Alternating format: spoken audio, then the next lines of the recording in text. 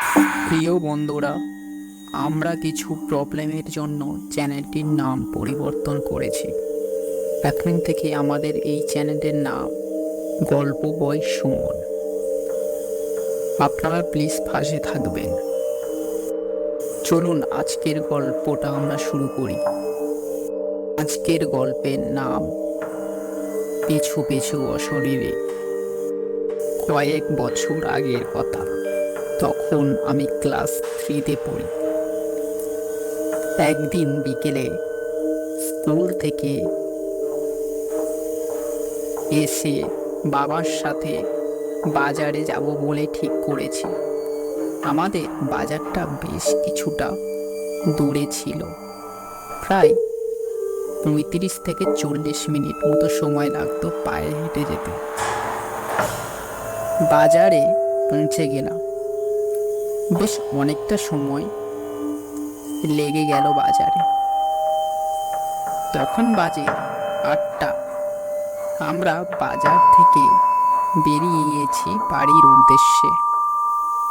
আমাদের বাজারে আসতে হতো একটা খালের পাশ দিয়ে রাস্তা। সেই রাস্তা ধরে আমাদেরকে বাজারে আসতে হতো। এইভাবে আমরা খালের পাশে রাস্তা দিয়ে আসছি।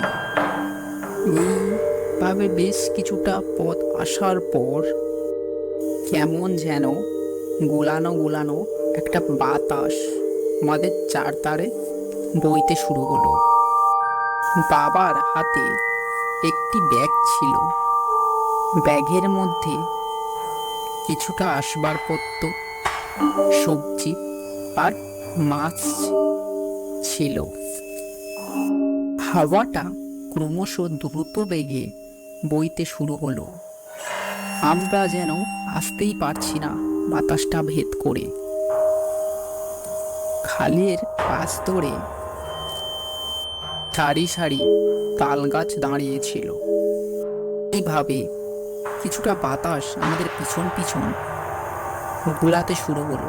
বুঝতে পারলাম বাইরে কোনো হাওয়া নেই, দূরেও কোনো গাছের পাতাও নড়ছে না, কিন্তু আমাদের চারপাশ বাতাসটা উড়াচ্ছে, দ্রুত বেগে বইছে।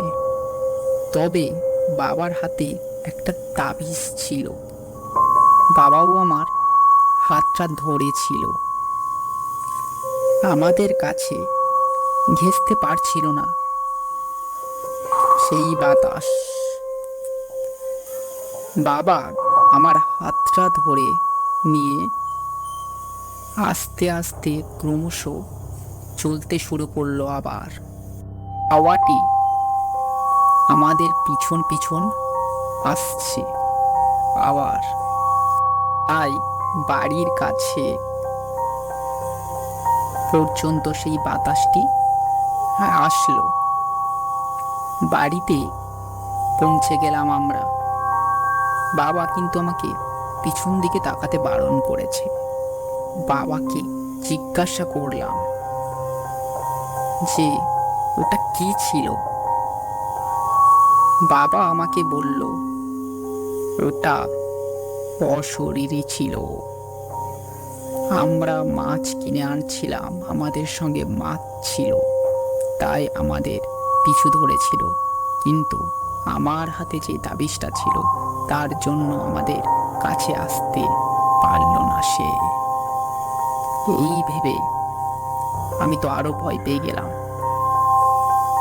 রাতের বেলা আর তারপর থেকে কখনো মাছ নিয়ে আসেনি ওই রাস্তাতে।